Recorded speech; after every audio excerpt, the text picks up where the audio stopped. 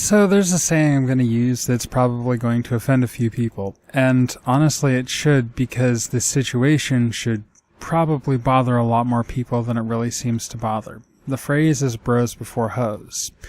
And this idea seems to be very pervasive in the YouTube feminist community, specifically, obviously, the bros, the men. In this video, I'm not going to name a lot of names because, well, to be honest, I don't remember who did what exactly, because these are old examples, and to be honest, the number of feminists doing shitty things to women and then being defended by men is pretty great, and it seems to kind of blend together in my mind.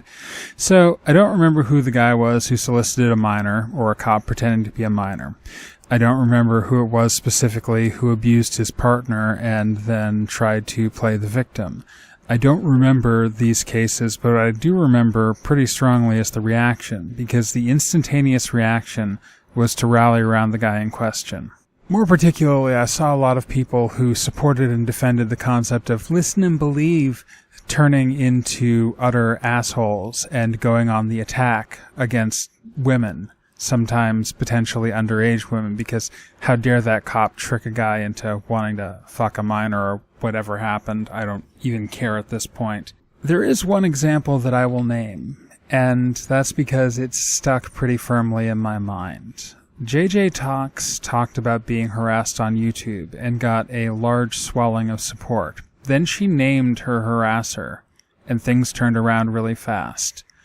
And this bugs me in part because I was quiet on the issue, and that was largely because at the same time I was being outed on YouTube and considering shutting down my channel as damage control. So, to be honest, I don't really care how you feel about JJ Talks. I don't care about anything that's happened since. I do not really give a shit, period.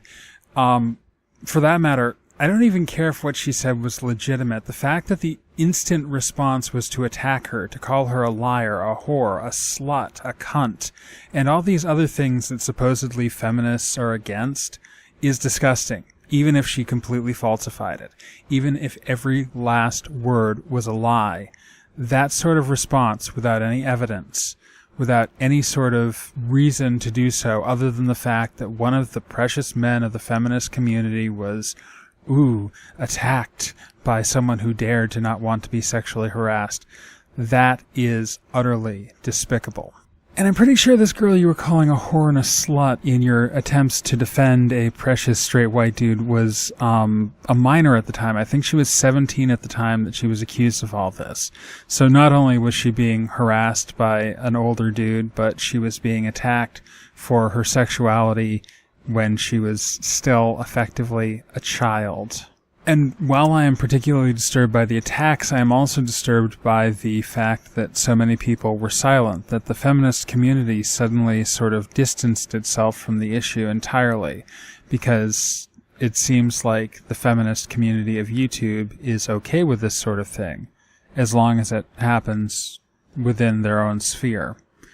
It's fine to police and attack people who are anti-feminists or who have been branded misogynists or whatever, but do not dare go after your own because, that would make feminists look bad. But that's the thing. This whole thing makes feminists look bad. And if this is what the feminist community of YouTube is willing to tolerate, then the feminist community of YouTube is garbage and needs to die off. I've watched feminists in the past opine about how disagreeing with each other, arguing with each other, calling each other out gives anti-feminists ammunition. But I think nothing gives more ammunition to anti-feminists or anyone who has a grudge against the feminist community than sitting by and doing nothing, or worse, actively defending bad actors.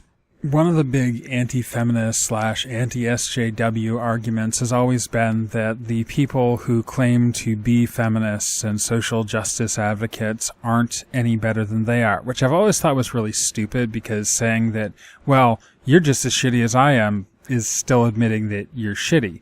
But I think the most important point here is that when you turn a blind eye, especially for political reasons, you're proving them right. You're proving that you are no better.